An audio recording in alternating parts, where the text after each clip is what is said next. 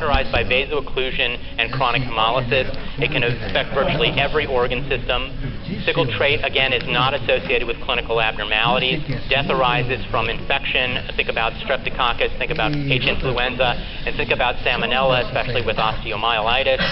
Death also comes from stroke and acute chest syndrome. To manage pain, you use nonsteroidals, narcotics, and fluids. We really have not progressed much in the way of treatment of sickle cell disease over the past many, many years.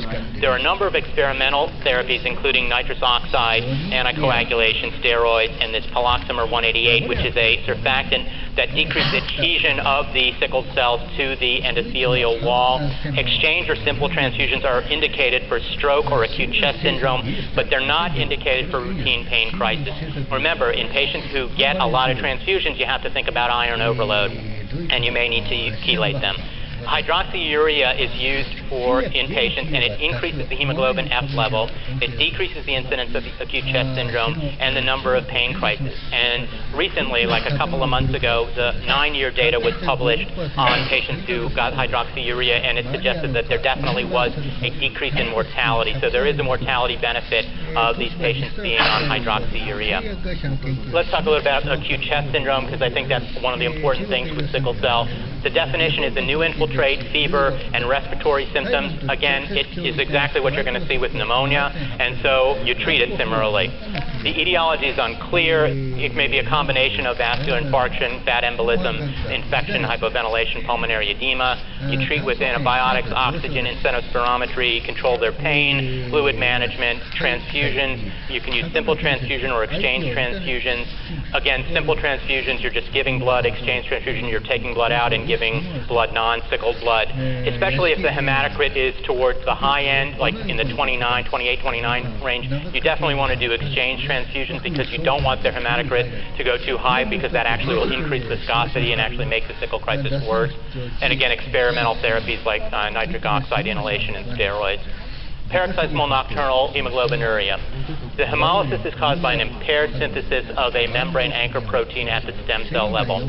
This manifests as hemolytic anemia, venous thrombosis, Budd-Chiari sinus thrombosis, and deficient hematopoiesis. The hemoglobinuria can be present intermittently. So if you get a case of a patient who comes in and you may not get the hemoglobinuria, but they have kind of this atypical thrombosis, like Budd-Chiari, which is thrombosis of the hepatic vein, or sinus thrombosis, or renal vein thrombosis, or something like that, and you see that they have a hemolytic anemia, think paroxysmal nocturnal hemoglobinuria. You may or may not, again, have the hemoglobinuria.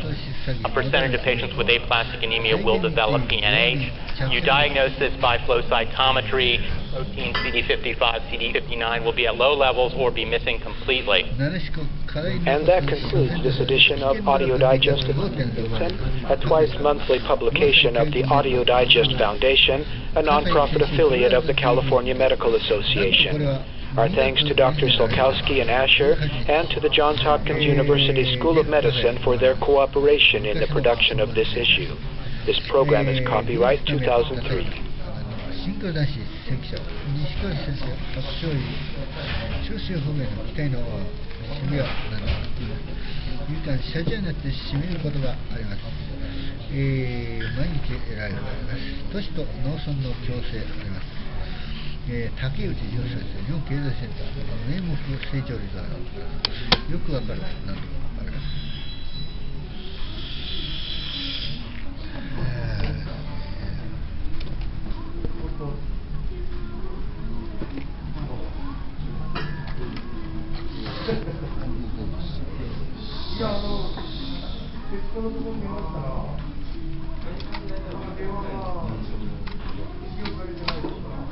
trường chồng muốn cấp phụ phòng bệnh trường này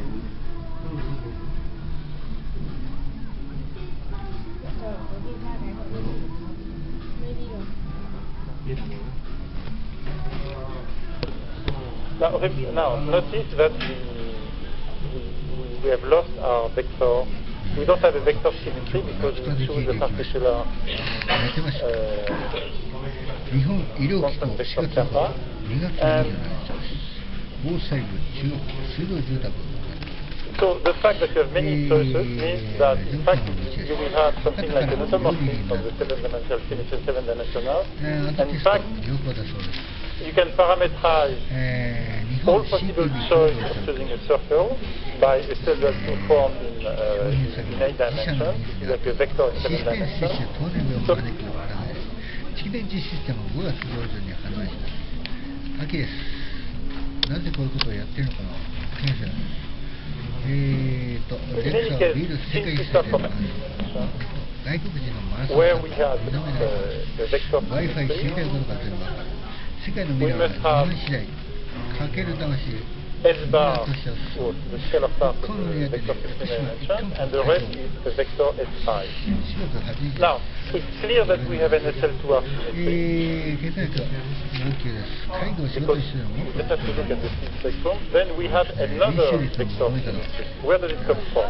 Well, this guy, S bar I, that will be determined in 7 dimensions, actually comes from the self-dual two forms that we had in 8 dimensions.